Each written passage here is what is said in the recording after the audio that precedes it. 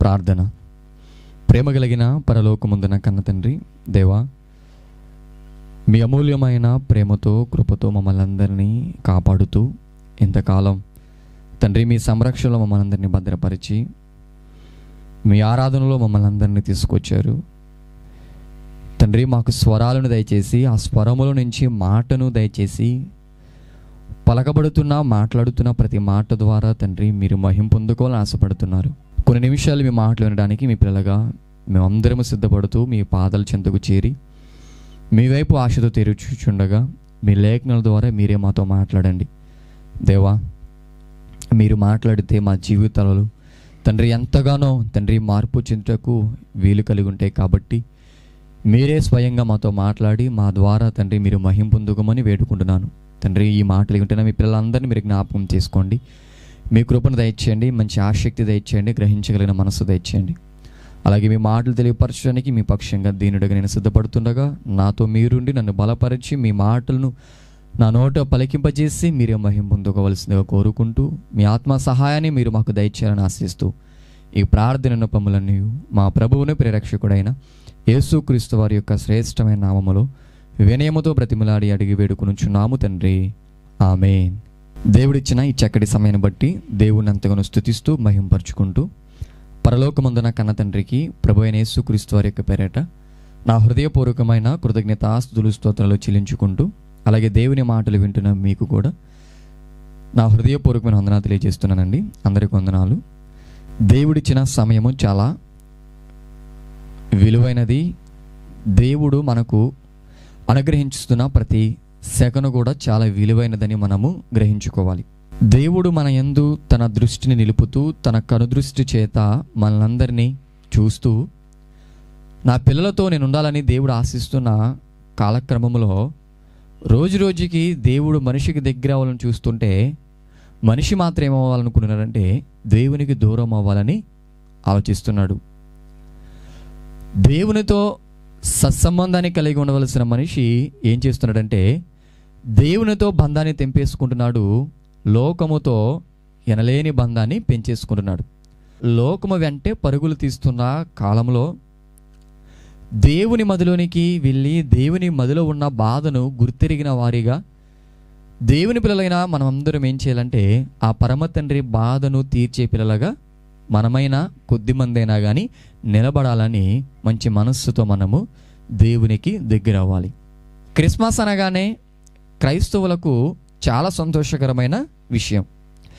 దేవుడు కూడా ప్రజలలో సంతోషాన్ని నింపాలని చూస్తాడు. ఎంతవరకు దేవుడు కూడా తన పిల్లలమైన మనలో సంతోషాన్ని నింపాలనే చూస్తాడు. దేవుడు అనుగ్రహించే సంతోషాన్ని పొందుకోవలసిన మనిషి ఏమవుతున్నాడంటే దేవుడిచ్చే సంతోషాన్ని పక్కన పెట్టాడు. తనకిష్టమైన తాను కోరుకునే సంతోషాలు నెరవేర్చుకోవడం కోసం ప్రయాసపడుతున్నాడు. క్రిస్మస్ అనగానే దేవుడు అనుకునే కోణం ఒకటి, కానీ మనుషులు చేసే కోణం మరొకటి.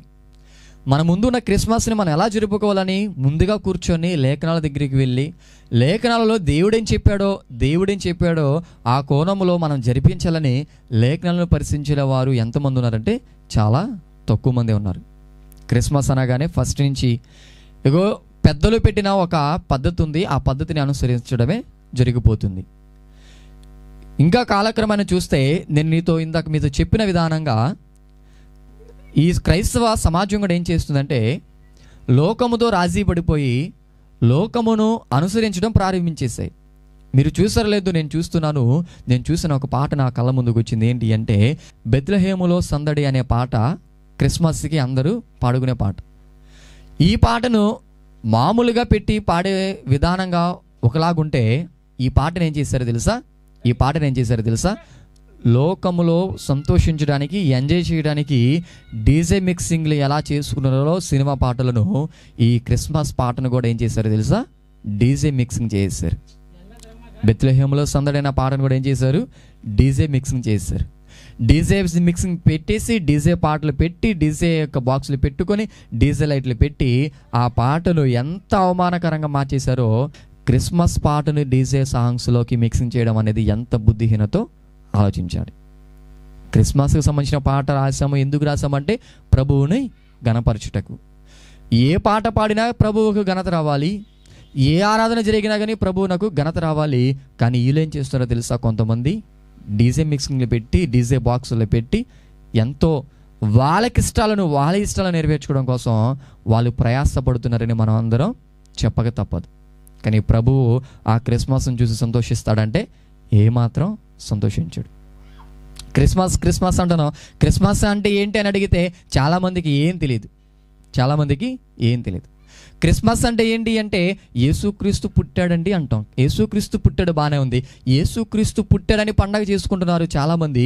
యేసుక్రీస్తు పుట్టాడని పండగ చేసుకుంటున్నారు, బాగానే ఉంది. కానీ పుట్టిన ఆయనకు సంతోషాన్ని కలిగించేలాగా పండగ చేసుకుంటున్నామా అంటే లేదు.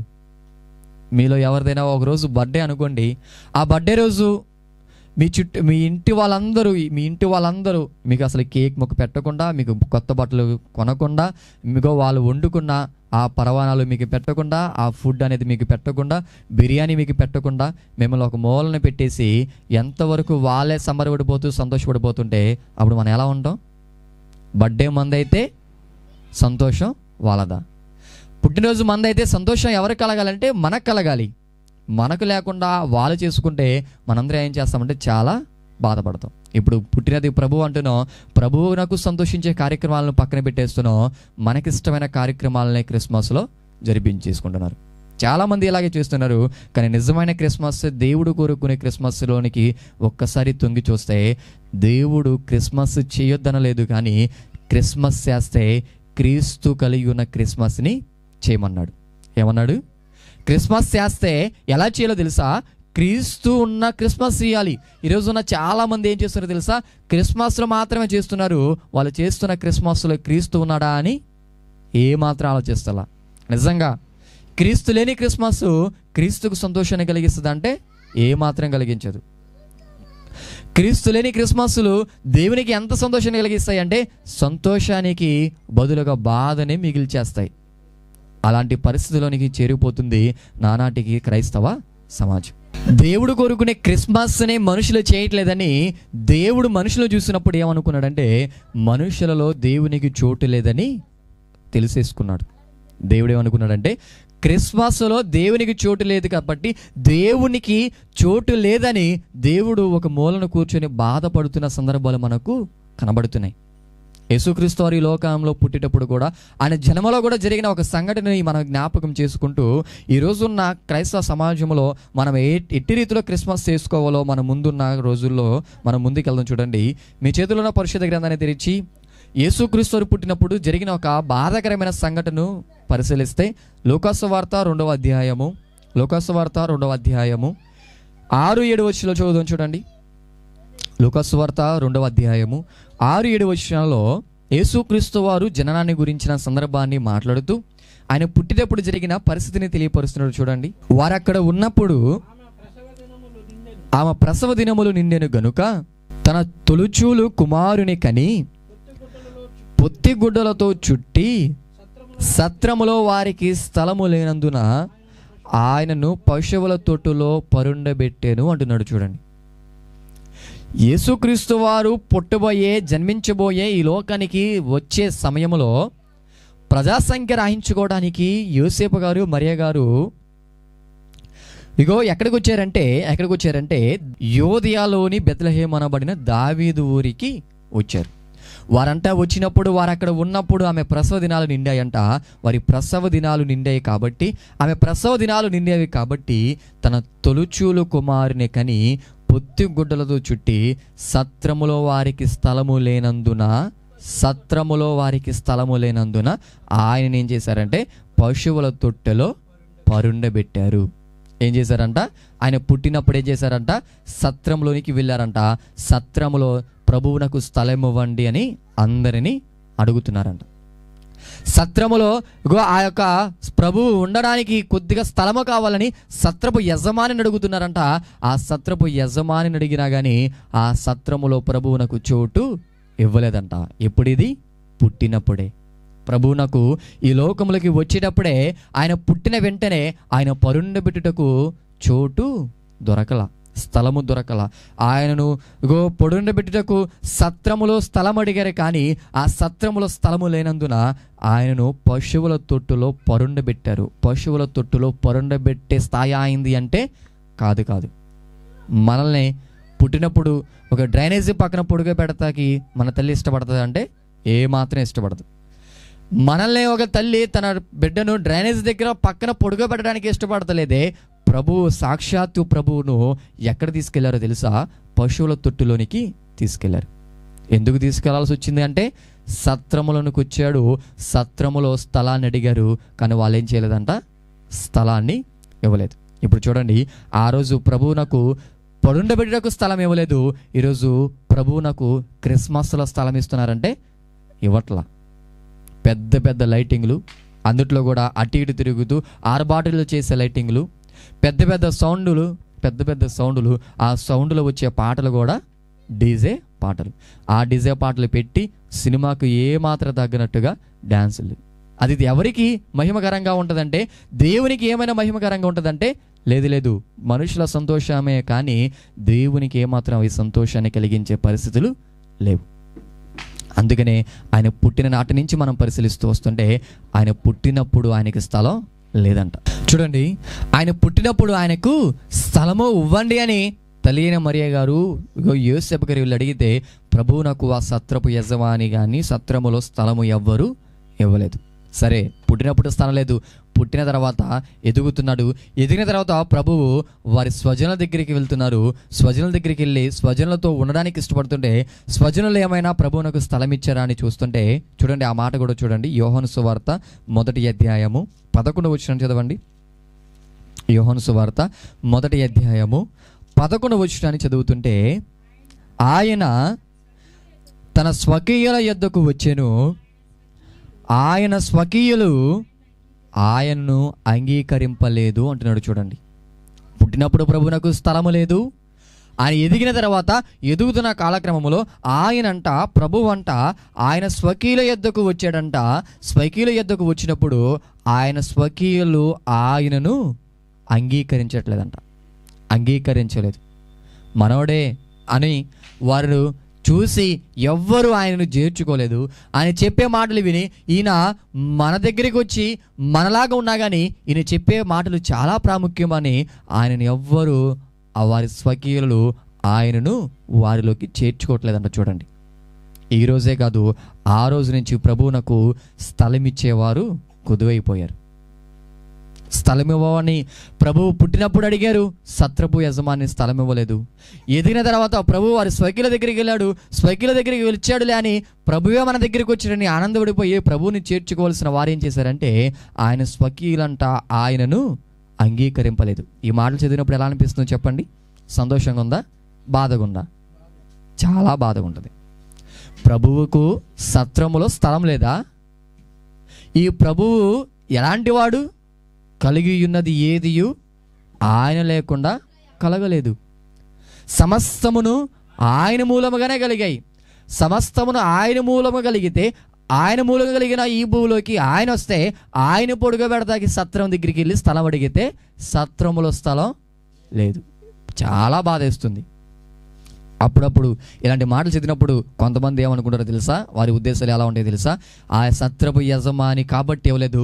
అదే ప్రభు పుట్టిన కాలంలో నేను ఉంటే ఆ సత్రంలో కాదు, నా ఇంటిలో ఖచ్చితంగా ప్రభువుకు చోటిచ్చేవాడిని అనుకుంటాం. అంత బాధ కలిగిద్ది ఆ మాట చదివినప్పుడు, అంత వేదన కలిగిద్ది ఆ మాటలు చదివినప్పుడు. సరే, పుట్టినప్పుడు అంటే స్థలం లేదు, ఆయన అంటే ఎవరో తెలియదు కాబట్టి స్థలం లేదు అనుకున్నాం.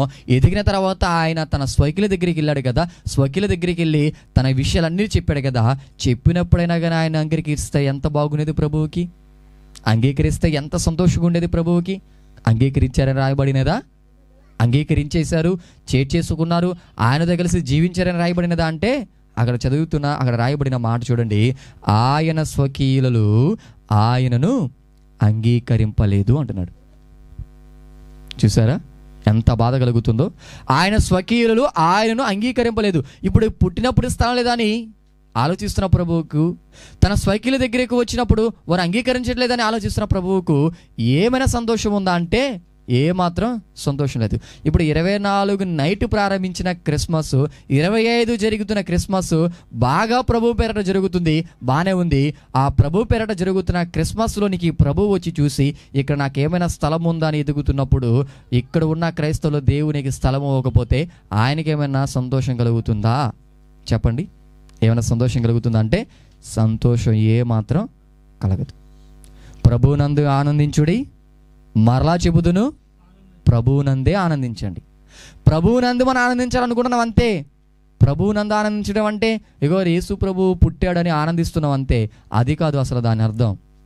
ప్రభువునందు అంటే ప్రభువు సంతోషపడే విషయాలు యందు మనం కూడా ఆనందించాలి. ప్రభువు ఆనందించే విషయాలు యందు మనం ఆనందించాలని ప్రభువు చెబుతుంటే ఆ ప్రభు ఆనందాన్ని పక్కన పెట్టేశారు. క్రైస్తవులు ఏం చేస్తున్నారంటే వారి ఆనందాలను గెలిపించడం కోసమే ప్రయాసపడిపోతున్నారు. కానీ చూడండి, క్రిస్మస్ రోజున ఆ మొదటి క్రిస్మస్లో జరుగుతున్న సందర్భాలు మనం చదువుకుంటూ వస్తుంటే ప్రభువు పుట్టినప్పుడు ఆయనకు చోటు లేదు. ప్రభు ఎదుగుతున్నప్పుడు ఆయన స్వకీల యొద్ద ఆయనకు స్థలము దొరకలేదు. ఇవన్నీ చదువుతున్నప్పుడు చాలా బాధేస్తుంది.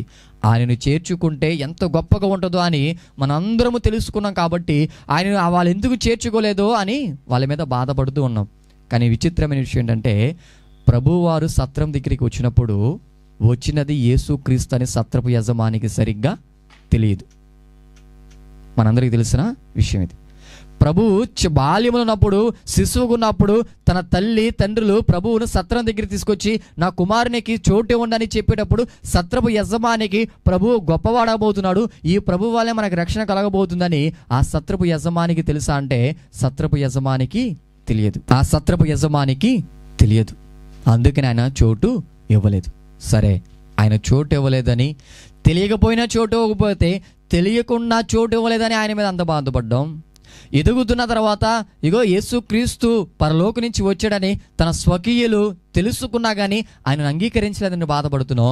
ప్రభువును నమ్మి ప్రభువుని గురించిన వార్తలు వినడం ప్రారంభించి ఎన్నో సంవత్సరాలు అయ్యాయి. ఈ సంవత్సరాలన్నిటిలా ప్రభువు గురించి ఎన్నో విషయాలు మనం విన్నాము. మన జీవితాలలో, క్రైస్తవ జీవితాలలో ప్రభువునకు చోటు ఉందా అనేది ఆలోచిస్తే ప్రభువు అంటున్న మాట ఏంటి తెలుసా? ప్రకటన గ్రంథము 3వ అధ్యాయము 20వ వచనాన్ని చదువుదాం. చూడండి, మనందరికీ తెలిసిన మాటే. ప్రకటన గ్రంథము 3వ అధ్యాయము 20వ వచనంలో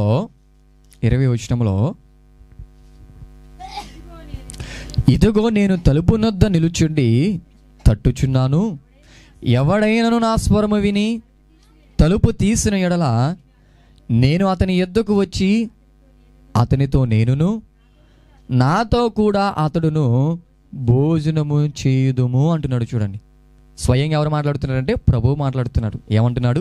ఇదిగో నేను తలుపు నొద్ద నిలుచుండి తట్టుచున్నాను.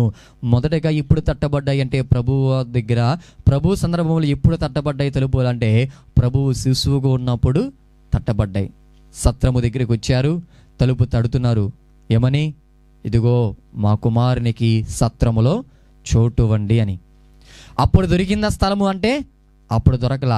తరువాతే పెద్దయిన తర్వాత ప్రభువు ఇగో తన జీవితం అంతా దేవునికి సమర్పించాడు, తన జీవితం అంతా మనకు చూపించాడు.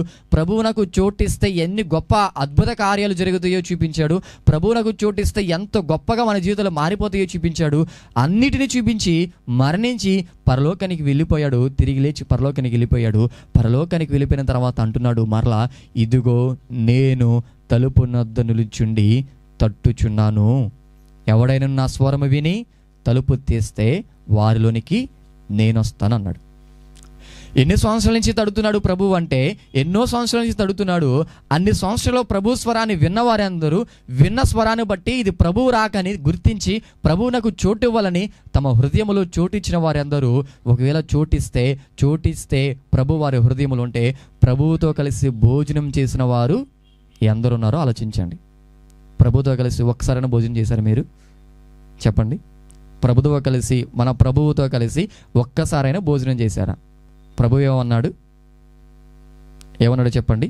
తలుపు యొద్ద నుండి నేను తట్టుచున్నాను, ఎవడైనను నా స్వరం విని తలుపు తీసిన యెడల నేను అతని యొద్దకు వచ్చి అతనితో నేనును నాతో కూడా అతడును భోజనము చేయుదుము అన్నాడు కదా. మరి ప్రభువుతో కలిసి ఎప్పుడైనా భోజనం చేసావా? చెప్పండి.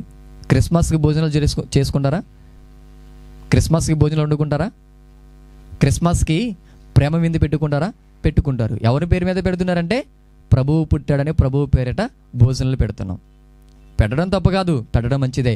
ప్రభువు పేరట భోజనం పెట్టడం మంచిదే. ఆ ప్రభువు పేరట ఆకలి ఉన్న వారికి ఆకలి తెరచడం ఇంకా మంచిదే. కానీ నేను అంటున్నాను, ప్రభువు పేరట భోజనాలు పెట్టుకొని మనం సంబరపడటం కాదు, ప్రభువుతో కలిసి ఒక్కసారైనా భోజనం చేస్తామా లేదా అనేదే ఆలోచించాలి. ప్రభువు తలుపు దగ్గర నిలబడి తట్టుచున్నాడంట, ఆ స్వరాన్ని వినిపిస్తున్నాడు. తట్టుతున్నవాడు ఎవరో తెలియదు కాబట్టి మనకు తలుపు తీయలేదు అనుకోవచ్చు. కానీ ఆయన అంటున్నాడు, తట్టడమే కాదు, పిలుస్తున్నాను, నా స్వరము వినబడుతుంది. ఏమని పిలుస్తాడు ప్రభువు? చెప్పండి, ఏమని పిలుస్తాడు? మన నాన్న బయటికి వెళ్ళి మన ఇంటికి వచ్చినప్పుడు తలుపు కొడితే ఏమని అంటాడు? లోపల కూతురు కానీ కొడుకు కానీ ఉంటే, అమ్మా నేను వచ్చాను తలుపు తీయి అంటాడు. అంతే కదా? అంతేనా కాదా? లేదా కొడుకుంటే, అరే కొడుక నేను వచ్చాను తలుపు తీ, మీ నాన్నే బయట ఉన్నాను అంటాడు. భార్య ఉంటే, ఇదిగో నేను వచ్చాను తలుపు తీ అంటాడు. ప్రభువు వచ్చి తలుపు తడితే ఏమని పిలుస్తాడు?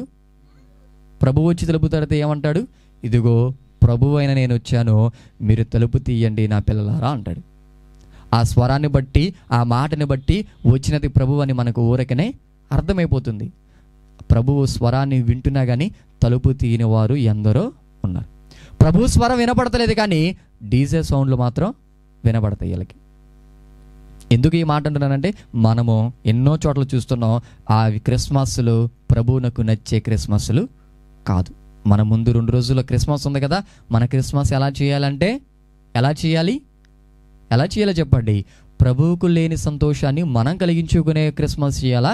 మన సంతోషాన్ని పక్కన పెట్టి ప్రభువుకు సంతోషం కలిగించే క్రిస్మస్ చేయాలంటే, నేను చెప్తున్నాను, మనం సంతోషించినా సంతోషించకపోయినా పర్వాలేదు, కానీ మనం చేసే క్రిస్మస్ వలన మన ప్రభువు ఖచ్చితంగా సంతోషించాలి.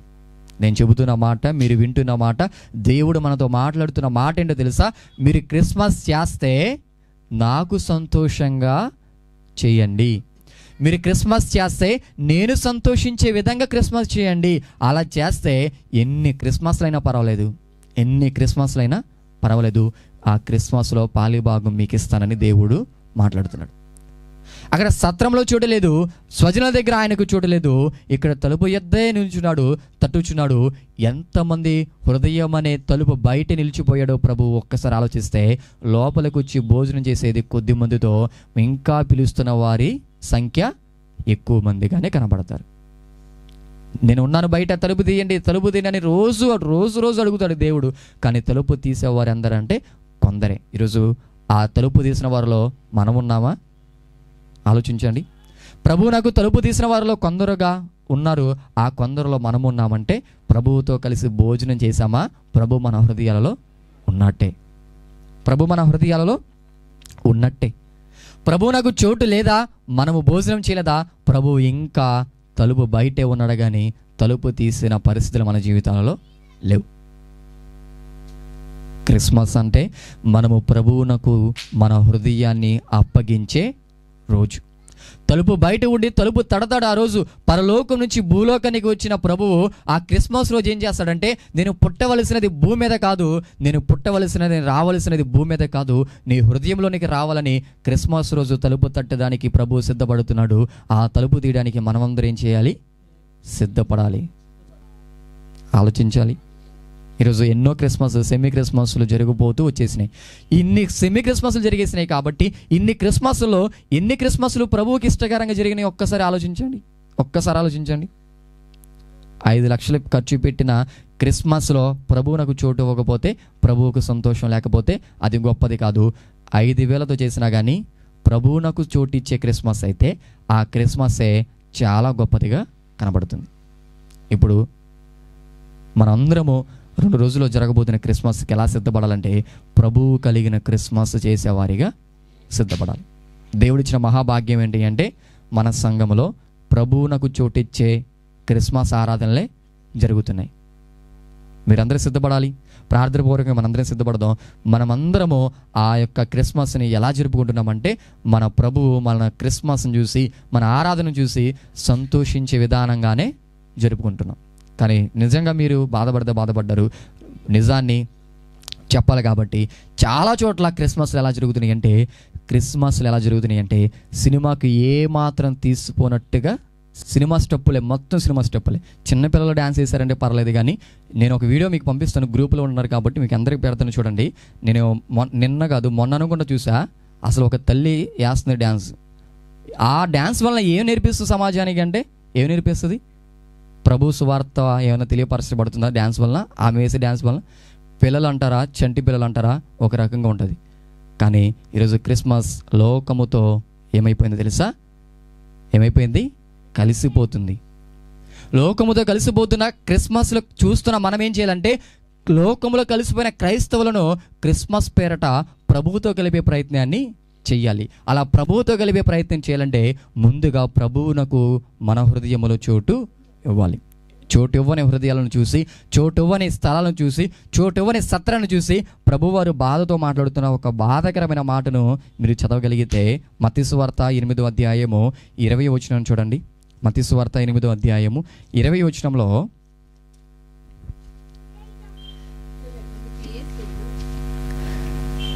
20వ వచనం అంటున్నాడు చూడండి. అందుకు యేసు నక్కలకు బొరియలను ఆకాశ పక్షులకు నివాసములను కలవు గాని మనుష్య కుమారునికి తలవాల్చుకున్నటకైనను స్థలము లేదని అతనితో చెబుతున్నాడు. చూడండి, ప్రభువే ఇక్కడ మాట్లాడుతున్నాడు స్వయంగా. అందుకు యేసు అన్నాడు.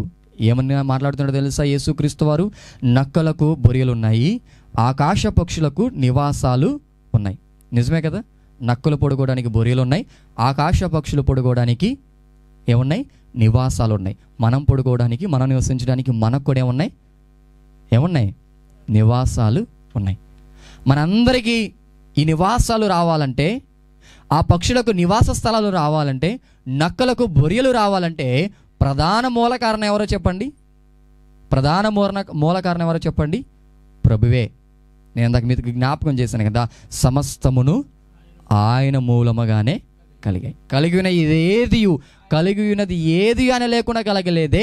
అలాంటి ప్రభువునకు ఆయన వలన అందరికీ స్థలాలు దొరికినాయి. కానీ ఇంతమందిలో ఆయనకు స్థలం ఎంతమందిలో కనబడుతుందంటే నక్కలకు బొరియలు కనబడుతుంది, కానీ ఆకాశ పక్షులకు నివాసాలు కనబడుతున్నాయి. కానీ మనిషి కుమారుడుకు తలవాల్చుకునే స్థలము కూడా లేదంట. ఏంటంట? తలవాల్చుకునే స్థలము కూడా లేదంట. ఇలా ప్రభువు ఒక పక్కన బాధపడుతుంటే మనమేమో బెత్లెహేములో సందడి అంటున్నాం. మన సందడిని మనమే చూసుకుంటున్నాం. సంబరపడవచ్చు, సంతోషించవచ్చు, తప్పులేదు. దేవుడు కూడా మనల్ని సంతోషింపజేయడానికే ఆలోచిస్తాడు. కానీ మన సంతోషము ప్రభువునకు సంతోషంగా మార్చగలుగుతున్నామా? మన సంతోషము ప్రభువుతో పాటు సంతోషించే సంతోషంగా ఉంటుందా అనేది ఆలోచించుకొని సంబరపడాలని నేను మీతందరితో మాట్లాడుతున్నాను. చూసారా ఏమన్నాడు? దేవునికంట, మనిషి కుమారుని కంట తలవాల్చుకున్నటకు స్థలము లేదంట. అందుకనే స్థలము లేని ఆ యొక్క రోజుల్లోని జ్ఞాపకం చేసుకుంటూ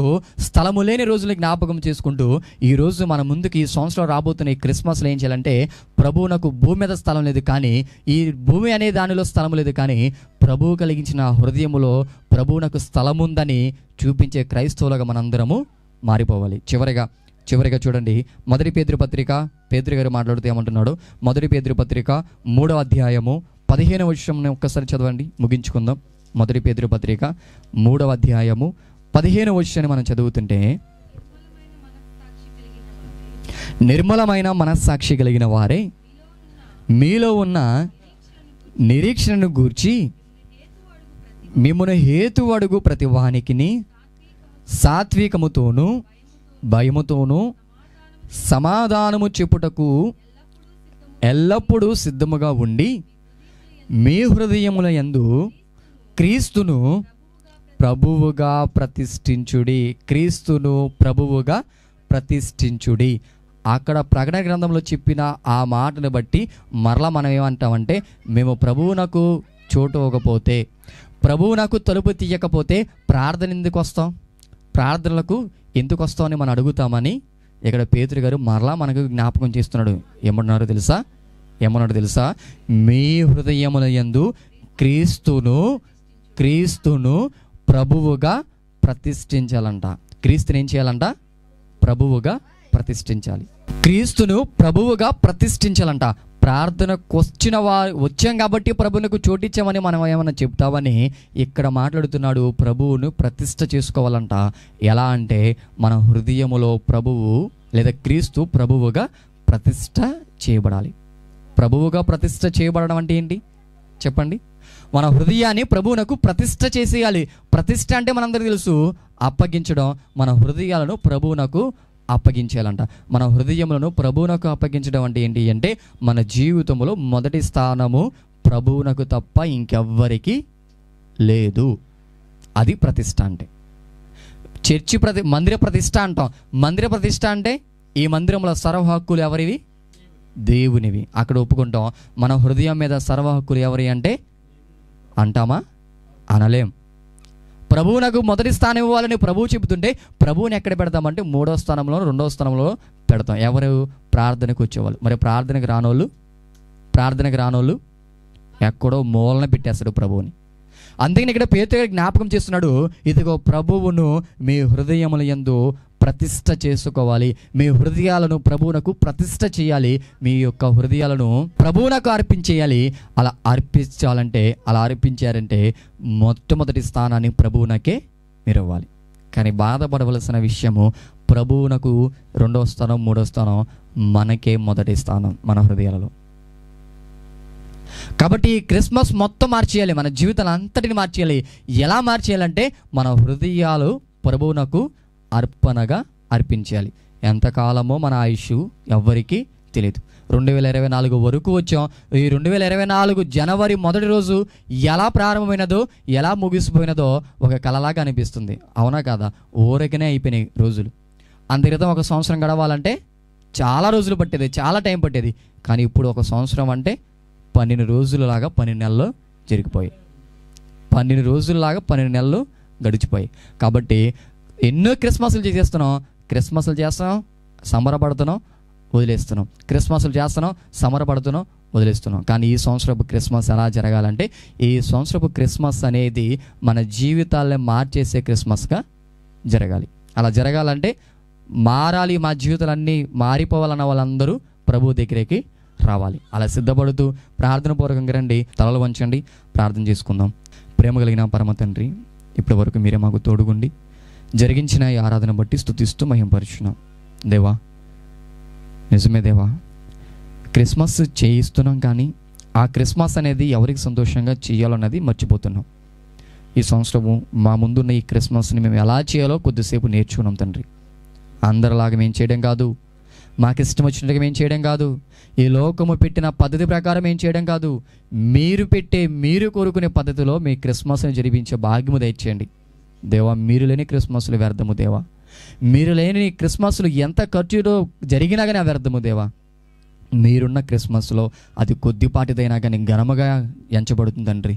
అటువంటి క్రిస్మస్లో మా జీవితంలో ఉండడానికి మీరు కృప చూపించండి. ఈ ప్రార్థన అనుపములన్నీ మా ప్రభువుని ప్రేరక్షకుడైన యేసుక్రీస్తు వారి యొక్క శ్రేష్టమైన నామములో వినయముతో బ్రతిమలాడి అడిగి వేడుకొనుచున్నాము తండ్రి. ఆమేన్.